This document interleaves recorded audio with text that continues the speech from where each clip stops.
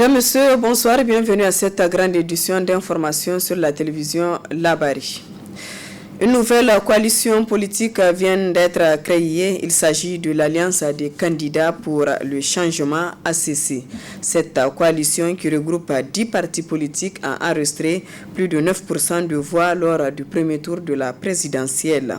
La déclaration de naissance de l'ACC a eu lieu ce matin. Résumé avec Nafissa Saleh et Sadou Doumi. L'Alliance des candidats pour le changement, c'est la dénomination d'une nouvelle coalition regroupant des candidats aux élections présidentielles premier tour du 27 décembre dernier. Une alliance dont les initiateurs n'ont pas manqué de donner les raisons de sa création. Il s'agit de mettre en relief nos résultats électoraux qui représentent 8,97% et proposer notre vision de la gouvernance politique à tout candidat qui serait intéressé par notre contribution dans l'optique de conquérir et exercer conjointement le pouvoir au profit du peuple nigérien. La création de ce cadre a été motivée par les réalités que nous partageons, nous signataires. Celle d'être des candidats issus des formations politiques sans passé chargé et qui aspirent contribuer à la vraie alternance pour un Niger nouveau. Nous sommes convaincus qu'ensemble, dans une démarche cohérente, nous représenterons à court terme une force qui pèsera à l'occasion du second tour de l'élection présidentielle et surtout constitueront à moyen terme une alternative politique crédible. Cette alliance se veut politique avant tout, agissante à long terme mais surtout salvatrice pour un Niger en proie à une accentuation de protagonisme entre principaux acteurs sociopolitiques. Au-delà de toute stratégie électorale, de tout positionnement collégial en termes d'alliance politique, notre vision commune est celle de sauver le Niger à l'aide du poids électoral que nous représentons et incarner l'espoir dans nos exigences relatives à une meilleure gouvernance du pays. La solidarité entre les membres du présent cadre ne se limiterait pas à la seule période électorale. Elle s'inscrirait dans la durée et dans le paysage politique nigérien, suivant les mêmes principes à travers la mobilisation de nos formations politiques respectives et autres structures apparentées. Ainsi, pour le second tour des présidentielles prévu le 21 février prochain, le cadre pourra s'engager à soutenir un candidat au second tour de l'élection présidentielle sur la base des critères suivants. La qualité du programme de gouvernance du candidat et sa convergence avec la vision commune des membres du cadre. La garantie d'une réforme profonde du cadre électoral nigérien par la production d'un code électoral consensuel et la mise en place d'institutions conformes à la volonté du peuple, notamment la CENI, la Cour constitutionnelle et bien d'autres. La promesse ferme d'un accord de gouvernance partagé, respectueux de tous. Au-delà de l'éventuel soutien du cadre à un candidat au second tour des élections présidentielles, le cadre s'engage à maintenir la même dynamique suivant l'évolution de la vie politique du Niger, en pesant de tout son poids pour contribuer à faire régner l'ordre, la quiétude sociale, la justice, l'égalité des chances pour tous, la stabilité politique et faire scrupuleusement respecter le cadre constitutionnel par des hommes et par les organisations en présence. Des commissions composées des représentants de chaque candidat seront installées pour produire les textes qui définiront avec plus de détails l'organisation et le fonctionnement du cadre. Les membres de l'ACC s'engagent à faire de ce cadre le lieu privilégié d'expression de leur vision politique commune pour le Niger. Ils s'engagent aussi à se soutenir mutuellement. La dizaine des candidats au présidentiel du 27 décembre 2020 mutualisent ainsi leurs forces en vue de peser de tout leur poids pour les échanges à venir afin de se faire entendre. Le syndicat national des enseignants-chercheurs et chercheurs du supérieur SNEX a clôturé hier soir les travaux de son 11e congrès ordinaire, congrès au sortir duquel le bureau a été renouvelé pour les 3 ans à venir avec à sa tête le docteur Bakasso Sahabi. Le compte-rendu de Nafissa Yahaya. C'est sur une note de satisfaction générale qu'a pris fin les travaux du 11e congrès ordinaire du syndicat des enseignants-chercheurs et chercheurs du supérieur SNEX, travaux au sortir desquels le SNEX a vu son bureau renouvelé, avec à sa tête le docteur Bakasso Sahabi qui n'a pas manqué de remercier les militants pour le choix porté à sa personne avant de rappeler les défis à relever par sa structure. C'est la même mission que le bureau sortant, n'est-ce pas? Nous avons un défi à relever et c'est surtout par rapport aux problèmes de texte auxquels nous sommes confrontés toujours, n'est-ce pas? Le problème de gouvernance de nos universités, le problème de financement de nos universités et enfin les infrastructures de nos universités. C'est vrai qu'il y a eu des accords qui ont été signés entre le gouvernement et le SNEX. Il y aura une rencontre entre le gouvernement et le SNEX. Ainsi, c'est le docteur Bakasso Sahabi qui aura la lourde tâche de veiller à la défense des intérêts matériels et moraux du SNEX pour les 3 ans à venir. La Fédération des syndicats des enseignants du secondaire et de la formation professionnelle et technique FCS Niger a lancé un mot d'ordre de grève de 6 jours sur toute l'étendue du territoire national à compter de ce lundi 11 janvier 2021. Objectif, exiger la prise en compte d'un certain nombre d'engagements pris par le gouvernement. Écoutons Amadou Issa Suleiman, il est le coordinateur de la FCS Niger. Effectivement, nous avons déposé un préavis de grève qui prend effet à partir de ce jour, lundi 11 janvier 2021. Et de façon ramassée et hiérarchisée, donc je vais un peu vous donner le contenu de notre préavis. D'abord, premièrement, il y a l'ouverture du recrutement sans concours des enseignants contractuels à la fonction publique. Vous n'êtes pas seul de le savoir, ça fait exactement 6 ans depuis 2014 où il n'y a pas eu l'ouverture du recrutement. Donc on attend toujours l'ouverture du recrutement de l'année 2015, 2016, 2017, 2018, 2019 et 2020. Ça, c'est le premier point. Et le deuxième point, c'est par rapport au blocage donc, des avancements au grade. Et ça fait pratiquement depuis 2016. Bon, c'est vrai, 2016 a été décanté, mais jusqu'à preuve du contraire, pour l'année 2017, 2018, 2019 et 2020, en tout cas, reste bloqué. Et à côté de ce point, il y a aussi la finalisation de la mise en solde de nos camarades d'APCG qui ont été recrutés et jusqu'à preuve du contraire, ils attendent encore leur mise en solde. Il y a la 6e promotion et la 7e promotion. Et entre autres, il y a aussi la question des rappels salaires de nos camarades qui ont été recrutés en 2014, qui jusqu'à preuve de contraire n'ont pas perçu encore leur rappel salaire. Il y a des incidences financières. Et il y a aussi également les concours professionnels qui ont été bloqués depuis un certain temps. À côté de ce point aussi, il faudrait aussi noter il y a le reliquat BAC 2019 et BAC 2020. Ce que nous avons de tout le temps exigé du gouvernement, c'est de créer les conditions pour qu'il y ait en tout cas un dialogue sincère. Pour qu'on puisse, parce que moi je me dis un gouvernement soucié, normalement quand un syndicat dépose un préavis de grève, c'est qu'on n'a pas besoin à ce que le syndicat rentre en jeu. On devrait automatiquement appeler ces syndicats pour pouvoir échanger et pouvoir voir en tout cas ce qu'on peut régler et ce qu'on ne peut pas régler.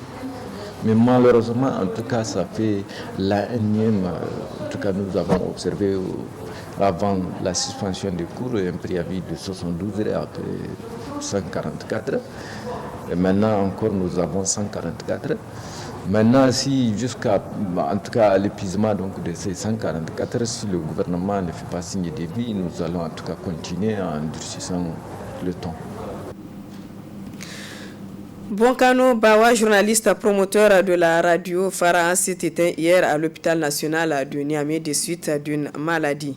La levée de corps suivie de l'enterrement a eu lieu cet après-midi au cimetière musulman de Yantala en présence de nos reporters Adam Soumana et Sadou Dumi.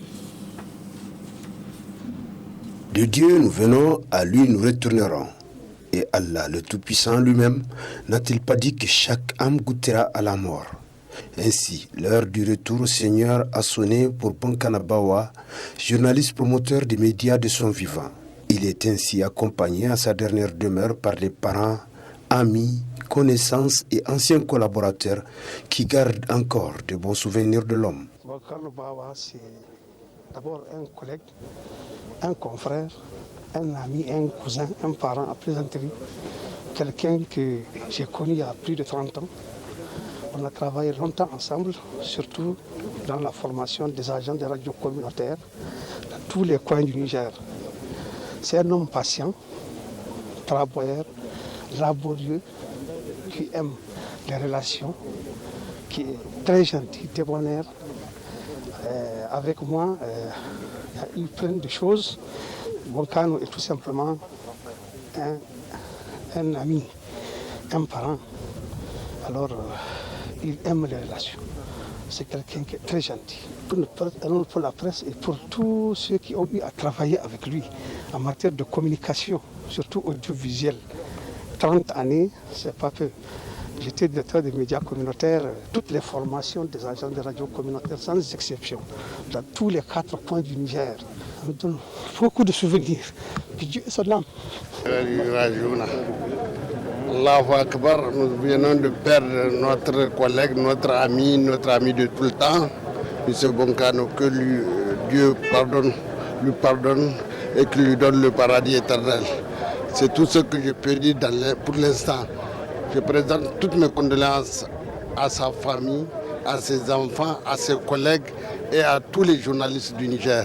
Vraiment, que Dieu lui pardonne ses péchés et que Dieu lui donne le paradis éternel. Repose en paix, doyen, et qu'Allah t'accepte dans son paradis éternel. Amin.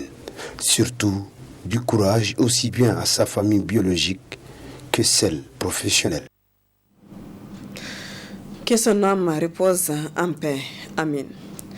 Connu sous le nom de Salamatou Android, de son vrai nom Salamatou Alassane Moussa, évolue dans la réparation des téléphones portables. Mère de 2 enfants, Salamatou trouve son compte dans cette activité. Reportage à Studio Kalangu. Ya kai 15 ans aikin mu gyaran waya mu sai da bata ka muna canza bafu da ya karan don muna canza shi da mikro ni abin da yasa ma nake ra'ayin gyara ko aikin maza tsohona an sayan kwambatan ne amma miji ne yana doka na kan velan shi kan keken shi muna zuwa wajen aiki ina mika mai birgi ina sa laka cikin buriyat in mika mai kin ga abin da ya sa ma aikin maza ya laburge tun da tsohon mu bai koya mana rabbanci ba to kin ga abin da ya sa ma nake ra'ayi aikin na kenan ba abin da ba su ce ba matsalar da ba ni gani nan musamman ma da nake mace nake gyara ba abin da ba a gaya man nan ga hakurin shi na nake kin san bacin tana aikin maza sai hakuri a lokacin da na fara dai tsoho na ya rasu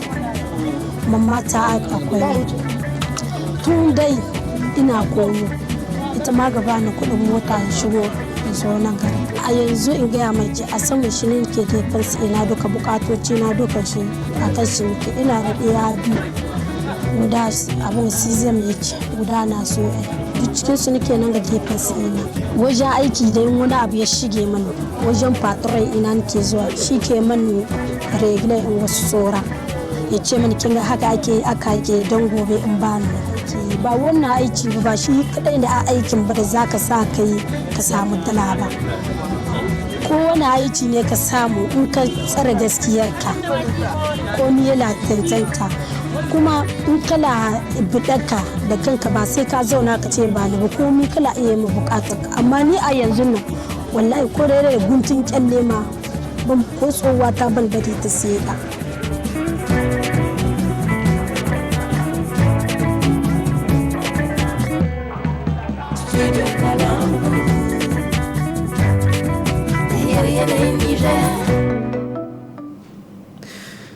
Et puis, je vous donne lecture de ce communiqué de presse du réseau des journalistes pour le droit de l'homme RJDH. Réuni en session ordinaire le samedi 9 janvier 2021, le nouveau bureau exécutif national du réseau des journalistes pour les droits de l'homme, RJDH, a procédé à l'examen de plusieurs points de la vie socio-politique et sécuritaire du pays. De la procédure judiciaire enclenchée contre le directeur de publication du bi-hebdomadaire L'événement, journaliste d'investigation M. Moussa Aksar. En effet, notre confrère a été cité à comparaître le vendredi 8 janvier 2021 devant le tribunal correctionnel de l'arrondissement communal Niamey 3 suite à la publication d'une enquête d'investigation relative à l'affaire de malversation financière au ministère de la Défense nationale. Le RJDH apporte son soutien indéfectible au confrère Moussa Aksar pour son engagement et sa détermination dans le noble combat qui ne cesse de mener contre la corruption et les infractions assimilées au Niger. Toute la lumière doit être faite dans le traitement judiciaire de cette affaire. De la gouvernance de la sécurité en lien avec la lutte contre le terrorisme, le RJDH a appris avec consternation les attaques lâches et barbares lancées simultanément contre les populations civiles des villages de Zarumdarei et de Tiomabongo, région de Tilaberi, le samedi 2 janvier 2021 par des individus non identifiés. Le bilan officiel fait état de 105 morts, dont des femmes et des enfants ainsi que plusieurs blessés. Suite à ce drame, le RJDH condamne ces actes horribles et cruels, présente ses condoléances les plus émues aux familles des victimes et à l'ensemble du peuple nigérien, souhaite un prompt rétablissement aux blessés et témoigne sa compassion aux populations éprouvées.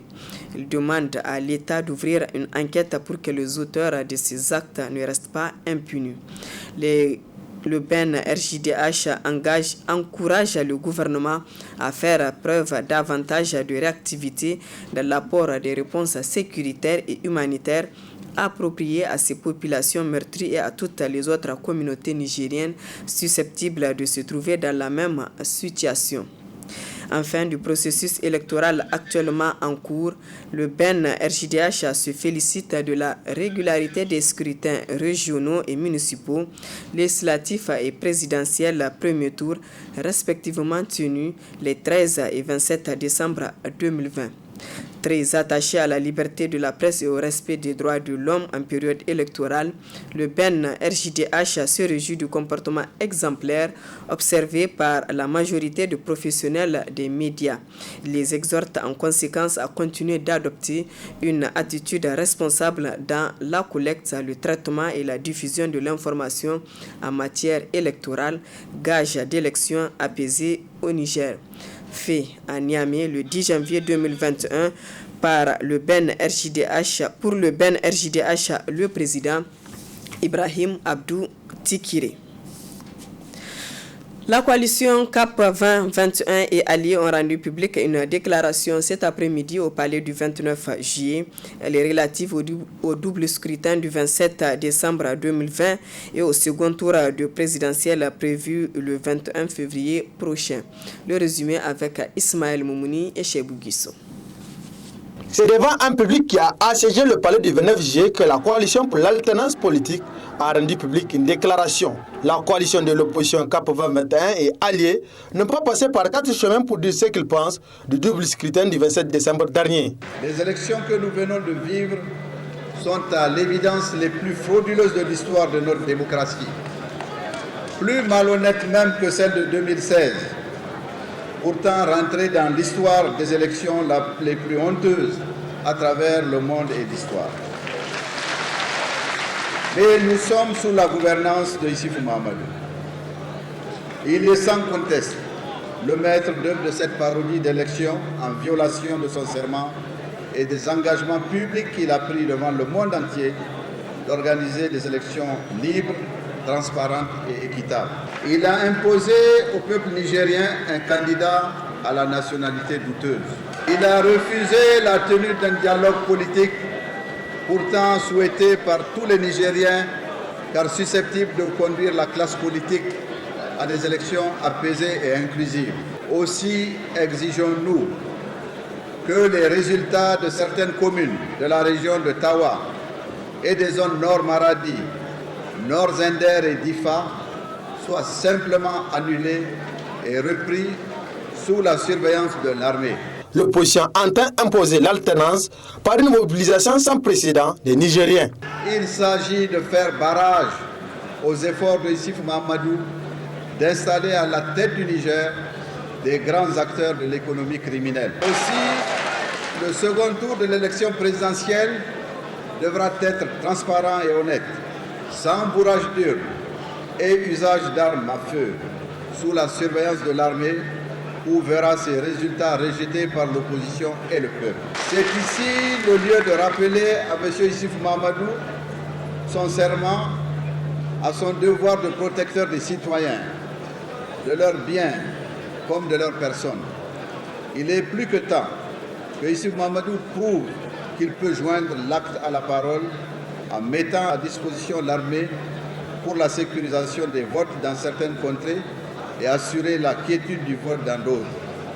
Il y va de l'appréciation que les historiens feront de sa sortie. CAP 2021 et alliés lance un appel de responsabilité civique à toutes les forces politiques du Niger, à toutes les associations, à tous les syndicats et à tous les Nigériens jaloux de l'indépendance du Niger de se joindre à ce combat ultime dont le noble objectif est la libération de notre pays des forces malfaisantes de tout genre qui ne visent ni plus ni moins qu'à sa transformation en un no man's land au profit de leurs activités criminelles. La coalition CAP 2021 et alliés invite toutes les formations politiques et ceux qui se battent pour l'alternance de venir les rejoindre afin de donner au pays les chances de renouer avec la paix, la sécurité et des perspectives pour le développement socio-économique.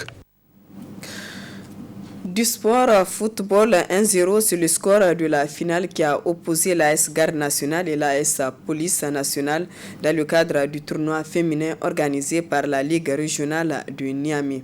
Ainsi, c'est l'AS Garde nationale qui a remporté cette coupe. Retrouvons Ismaël Moumouni. L'AS Police nationale en jaune et l'AS Garde nationale en rouge, c'est l'affiche de la finale du tournoi de football féminin. Une victoire de la Garde nationale par un score d'1-0 suite à un penalty transformé en 2 temps. À la fin de cette rencontre, les deux coachs se sont exprimés en ces termes. C'était pas un penalty, il a sifflé penalty. Après, la gardienne a essayé de sauver, on a fait faute sur ma joueuse et elle siffle encore. Là, je ne sais plus quoi dire. Franchement, moi, je souhaite que prochainement, qu'on nous amène des bons arbitres aussi, comme chez les hommes. Donc c'est vous, pour vous, c'est l'arbitre là? C'est l'arbitre qui nous a gagné. On a joué tout le match, mes filles ont fait un bon match, mais malheureusement, on n'avait pas de bons arbitres. Moi, je condamne l'arbitre. On n'est pas auto physiquement, il va falloir qu'on s'entraîne aussi dur que les autres pour pouvoir être à la hauteur aussi de nos concurrentes. C'est un bilan satisfaisant. Vraiment, je remercie beaucoup le bureau. Et je remercie le président de l'association. Et ce trophée est dédié à l'ensemble de la Garde nationale. Vraiment, merci. Je félicite encore mes joueuses. Car je suis venu pour ça. C'est pour le trophée qu'on est là. On l'a eu, c'est déjà bien. Dieu merci. Ça n'a pas été facile, mais c'est comme ça. C'est le football. Il y a toujours un perdant et un vainqueur. Aujourd'hui, Dieu a fait en sorte qu'on est sorti vainqueur. Vraiment, je remercie le bon Dieu. Ce tournoi est l'initiative de la Ligue régionale de football de Niamey. Ça fait partie de mon programme. Au niveau de la Ligue régionale de Niamey, j'ai été élu par rapport à ça pour que les stades seront occupés à tous les niveaux de compétition. De compétition de championnat U15, championnat U17, championnat junior Ligue nationale, Ligue régionale, de faire beaucoup de compétitions, de s'occuper au niveau de s'occuper de les stades. Chaque 2 mois, nous allons nous retrouver ici pour mettre le coup à travers le football féminin, parce que c'est ça qui est à la base, parce que le président de la Fédération du football, le colonel de la Georges Pelé, il dit que vraiment de ne pas hésiter, il est prêt à nous aider sur tous les plans pour que le football féminin avance. Le bilan est satisfait, mais malheureusement notre football féminin est trop bas, et parce qu'ils ont beaucoup progressé, parce que 8 mois de cela, le niveau était très haut. Le public est venu nombreux soutenir ces joueuses qui ont démontré un beau jeu. Ces amateurs du ballon rond invitent les autorités à investir davantage pour le rayonnement de la femme en général et le football féminin en particulier. Voilà, mesdames, messieurs, ici prend fin ce journal. Merci à vous de l'avoir suivi et excellente soirée en compagnie du programme de la télévision Labari.